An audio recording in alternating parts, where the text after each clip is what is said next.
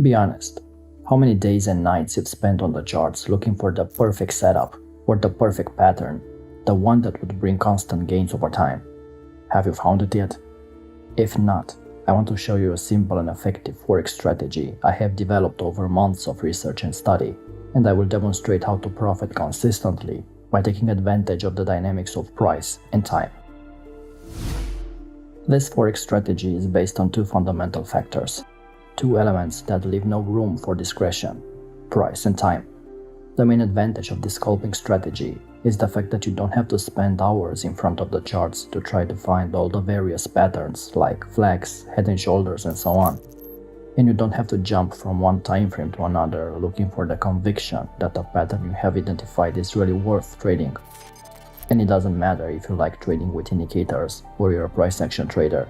Both approaches will work with this strategy because you'll be analyzing markets based on objective and non-subjective criteria established with clarity and precision.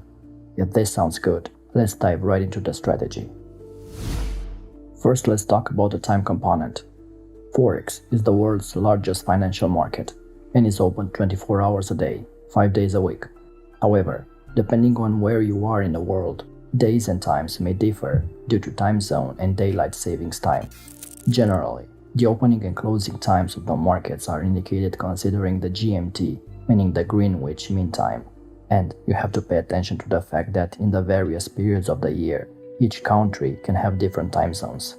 These concepts may seem obvious to some, but it's very important, regardless of the platform you use, to know the exact time shown by your charts compared to the GMT in London. So very important, you should pay close attention to the time displayed on the charts, because it's not always the same as the GMT time. Since for this strategy it's essential to know the opening and closing times of the various forex sessions that make up the day. If we are misled by the wrong time on the platform, our analysis would be wrong.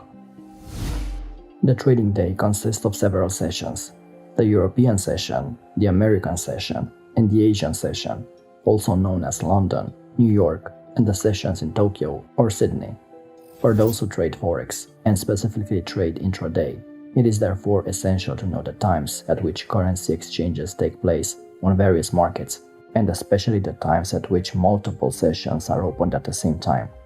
I have summarized the start and the end times of the main trading sessions in the London GMT time in this diagram. For this strategy, we are interested in the European session. For Europe, the session starts at 7 GMT with the opening of the Frankfurt session, but the main opportunities start at 8 GMT with the opening of the London session, while Tokyo is in the last hour of trading. At this time, a large number of traders are participating in the market. This results in larger price movements than in the Asian session, which often also prove to be of great impact on the sentiment for the day. We can therefore say that the opening moments of the London session are a good starting point to trade in a highly liquid market, as well as finding the best opportunities.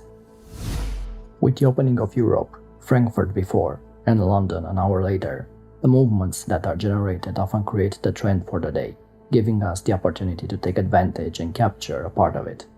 The trend of the day, generated by London, doesn't always remain that way. At the opening of New York session, the high volume of trade achieved combined with the publication of important economic data can cause large reversal moments that can also reobserve the entire movement triggered by London session. It goes without saying that even these reversals offer us the opportunity to seize another trading opportunity. Now let's talk about the importance of the opening price. Here's what you need to know when scalping and day trading forex. The opening of the European session can cause large price movements that often result in important intraday trends. And the first factor to take into account in order to take advantage of these movements is the opening price of the European session. The opening price is the point from which all daily activities originate. It's a very important price level, according to which big traders move from a long vision to a short vision and vice versa. We can therefore consider the opening price as the crossing point representing the sentiment of the day. Here's the key point of this strategy. Most traders focus on the London Open, but smart traders know there is another important focus point prior to the London Open, and that is the Frankfurt Open. The opening of the Frankfurt occurs at 7 GMT and the opening of London at 8 GMT. During this period, There is an increase in volumes, but it's still not enough to generate real trends. Now pay attention. The price distance that is formed in this 1-hour interval from 7 GMT to 8 GMT determines the range that goes to form the opening channel. The opening channel contains the open price of the Frankfurt session and the open price of the London session. And very important, the opening channel is the area within which you never have to enter the market for the rest of the trading day, the no man's land. This example shows the opening channel from 7 GMT, the opening of Frankfurt, to 8 GMT, the opening of London. These lines represent the low price and the high price formed within this hour, thus determining the opening channel. The high and low price of the opening channel are two very important levels, because they are the first support and the first resistance for the trading day. Remember, we don't trade inside the channel. If the price goes above it, it creates an imbalance that triggers a force from the buyers, and vice versa. If the price goes below, the strength of the sellers is triggered.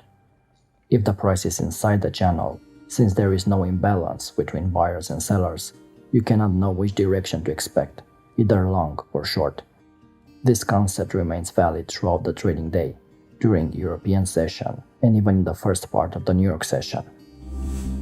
As we have seen, the opening channel, which has the opening of the European session within it, acts as a neutral price zone between buyers and sellers. When price breaks upwards, we'll have a long entry signal, while when it breaks downwards, we'll have a short entry signal. Obviously, the entry signal is triggered after 8 GMT, the opening of London, when the price breaks the channel upwards or downwards. Here's an example of a long entry. We have identified the opening channel, and soon after the London Open, we had an upward breakout. After London session opened, we can see the market traded within the opening channel, and then immediately changed direction and started upwards with a strong trend. And here's a short entry. After we drew the opening channel, the market immediately started a strong downward intraday trend. A short trade under the channel would have allowed us to capture a nice profit for the day. Where to place the stop loss? Stop loss, which is mandatory, must be positioned on the opposite side of the opening channel.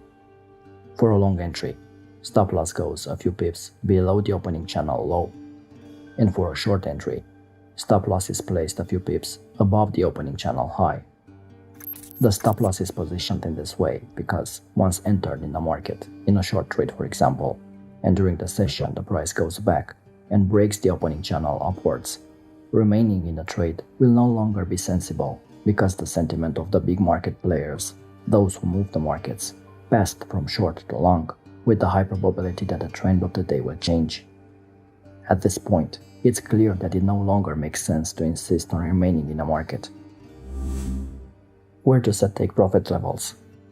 Once you have identified the channel, entered the market after a breakout, and placed your stop loss, you must proceed to identify the future price levels at which you will take profits. To define these levels, the best thing to do is to measure the range of the opening channel and project it from the breakout of the channel's high price for the long target levels, and from the breakout of the channel's low price for the short target levels. And you have to do it multiple times, just like adding pivot points. You determine the first target by projecting the channel, and then the second target by projecting the channel once again, and once again for the third target for the day. When setting price targets, the opening channel is a measure of volatility. If the channel is narrow, you will have to add multiple price targets. If the channel is wide, you will have to add just a few. You can close 50% of your position once the price reaches the first target, and then let the trade run until the next target is reached. It's up to you. You decide which money and risk management you want to use. Now that you know the right ways to determine the take profit levels, it's important to mention that you will have to plot them immediately on the chart as soon as the opening channel has been formed. You should know that these price levels that you will add to the chart at the beginning of the session, in addition to being the ones on which we will place our take profits, they will also be the levels of future support and resistance. You will notice how these levels will be used by institutions during the trading day as real levels of support and resistance.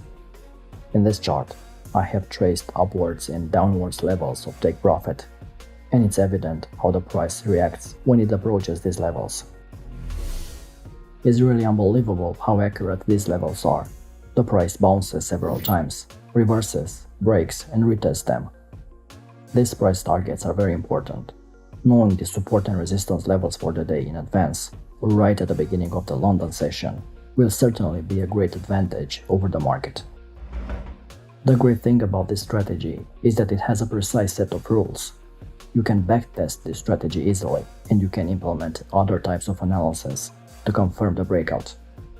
If you are a price action trader, you can analyze swing highs and lows and trade breakouts in the direction of the trend. During an uptrend, you will have higher highs because buyers push the price higher, and lows are also higher because buyers keep buying the dips earlier. During a downtrend, lows are lower and highs are also lower because sellers sell earlier and buyers are not as interested.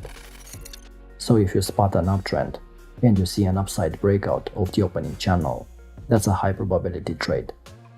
A downward breakout of the opening channel, when the price is making lower lows and lower highs, is also a strong sell signal.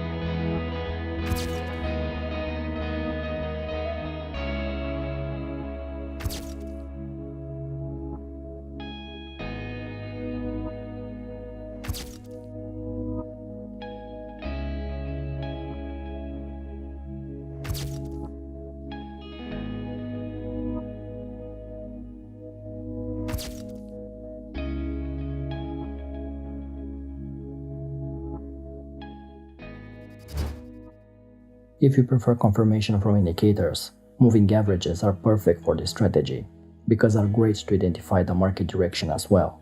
If you want to use moving averages as filter, you can apply the 200 EMA and then only look for trades in the direction of the moving average. In this example, we can see that we had a long signal above the opening channel and that during this uptrend, price always stayed well above the moving average.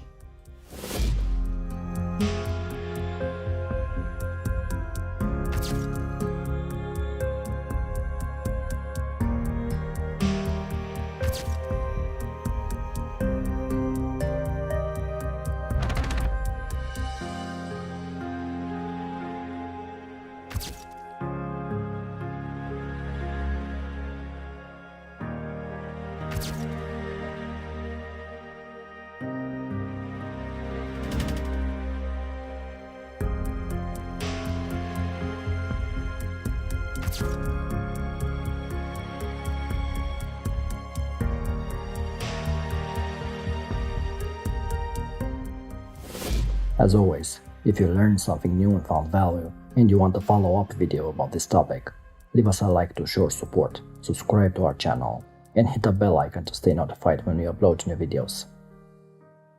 Until next time.